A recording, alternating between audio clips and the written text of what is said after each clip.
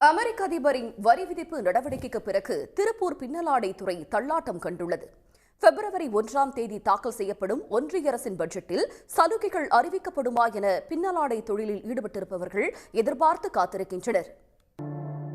திருப்பூரில் 10,000க்கும் மேற்பட்ட பின்னலாடை நிறுவனங்களும் சாய ஆலைகள் மற்றும் எம்ப்ராய்டரி பிரிண்டிங் என அதன் சார்பு நிறுவனங்களும் செயல்பட்டு வருகின்றன.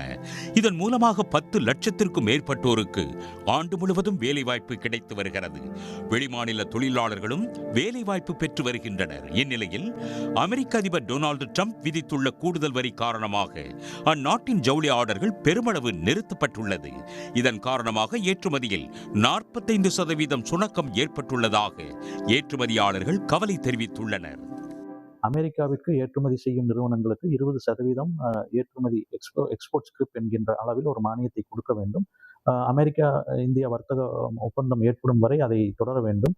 இப்படி செய்யுவதன் வாயிலாக இங்கு இருக்கக்கூடிய நிறுவனங்கள் வேலை இழப்பிலும் நிறுவனங்களை காப்பாற்றுவதிலும் அங்கு இருக்கக்கூடிய வாடிக்கையாளர்களை தக்க வைப்பதிலும் எங்களுக்கு ஒரு பெரும் உதவியாக இருக்கும் என்று அந்த கோரிக்கையை வைத்திருக்கின்றோம். திருப்பூர்ல உள்நாட்டு உற்பத்தி வட மாநிலங்களுக்கு அனுப்பக்கூடிய அந்த கூட்ஸ் ட்ரெயின் திருப்பூர்ல இருந்து ஒரு வாரத்துல 2-3 தடவை திருப்பூர்ல இருந்து போற மாதிரி அது சலுகைகள் அறிவிக்கணும். வட மாநிலத்திலிருந்து நிறைய தொழிலாளர்கள் திருப்பூர்ல தங்கி வேலை செய்யறாங்க. அவங்களுக்கு அடுக்குமாடி குடியிருப்பு கட்டுறதுக்காக அந்த பட்ஜெட்ல இருந்து ஏதாவது சலுகைகள் அறிவிக்கணும்.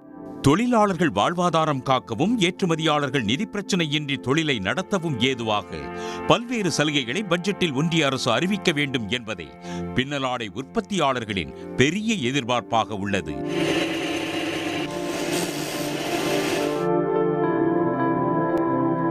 சன் நியூஸ் செய்திகளுக்காக செய்தியாளர் ராமசாமி. உடனுக்குடன் செய்திகளை தெரிந்து கொள்ள சன் நியூஸ் பெல் ஐகானை கிளிக் பண்ணுங்க.